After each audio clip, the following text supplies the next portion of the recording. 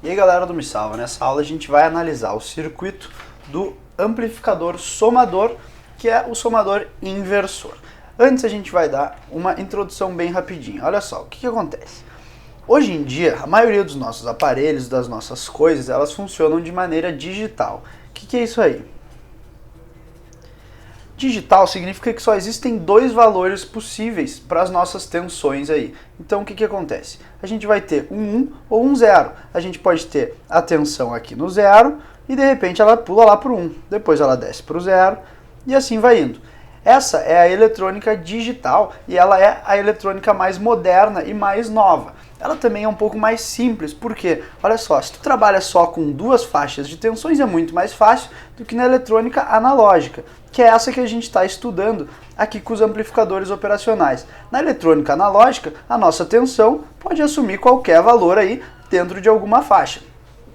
O que acontece? Essa eletrônica, ela é mais complicada, mais robusta e ela permite algumas vezes fazer coisas que a digital não permite, e claro que a digital permite fazer coisas que a analógica não permite. A grande vantagem da digital é justamente diminuir bastante o ruído aí que existe, porque num sinal assim é muito fácil tu ter, por exemplo, uma medida de tensão errada se tu tem um sinal variando no tempo muito rápido. Já o digital, ele também pode variar rápido, mas como ele tem só dois valores, fica mais fácil de tu eliminar o ruído aí. O que acontece?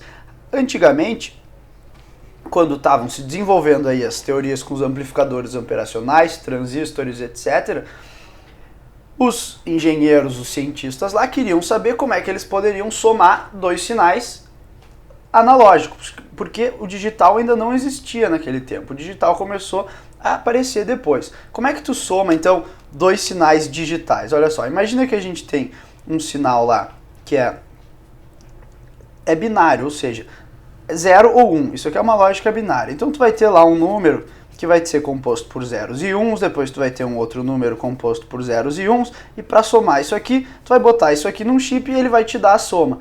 Pro analógico, isso aqui não é tão simples, porque tu tem um sinal variando no tempo, tu tem que somar ele a cada instante. Então, nesse circuito que a gente vai ver agora, a gente vai ver como é que são somados sinais, e não só dois, mas na verdade vários sinais aí analógicos. Então, olha só, esse aqui vai ser o nosso circuito do somador inversor.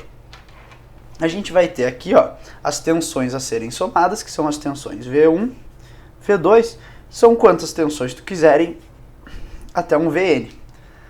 Aqui a gente vai ter o VO, e aqui a gente tem resistores R1, R2, Rn, e esse aqui a gente vai chamar de Rx.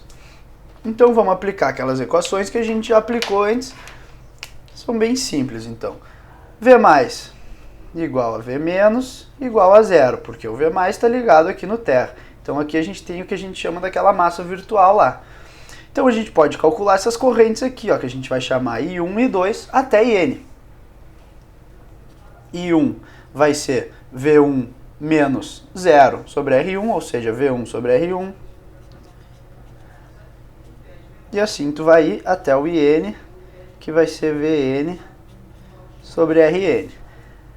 Nesse nó aqui, agora tu vai aplicar as leis de Kirchhoff, lembrando que a corrente que entra no terminal inversor aqui é zero. Portanto, a soma de todas essas correntes é a corrente que passa aqui para o nosso Rx. Então vamos fazer isso aí, a gente vai chamar essa corrente de Ix e a gente vai calcular Ix como sendo o somatório das correntes aí. Isso aí vai ser então V1 sobre R1 mais V2 sobre R2 mais Vn sobre Rn. Por fim, a gente vai calcular a queda de tensão em cima desse resistor Rx, que a gente vai chamar de Vx, que é igual a Rx. Rx e x. Que vai dar, portanto, Rx que multiplica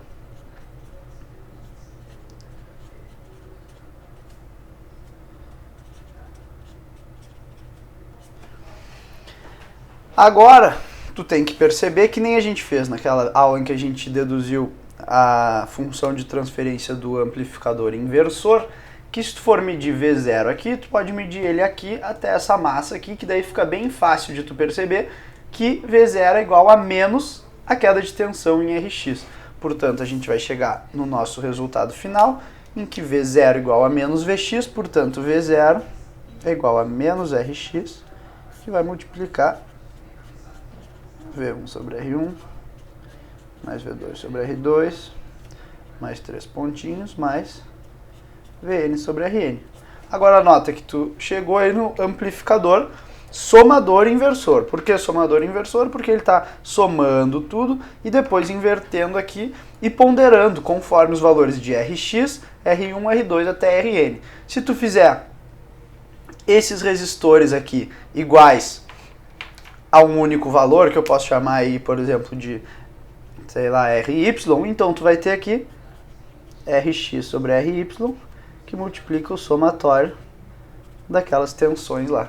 Então, essa aí é a forma aí, a função de transferência do nosso circuito amplificador somador. E tu percebe que a gente somou aí tantos sinais analógicos quanto a gente queira, claro que sempre considerando que no final essa soma aqui vai estar dentro da zona linear, ou seja, a gente não chegou na zona de saturação do nosso amplificador. Nas próximas aulas vamos ver ainda mais algumas configurações aí desses amplificadores para depois fazer alguns exercícios e depois dar continuidade para o curso. Era isso aí então, e até lá!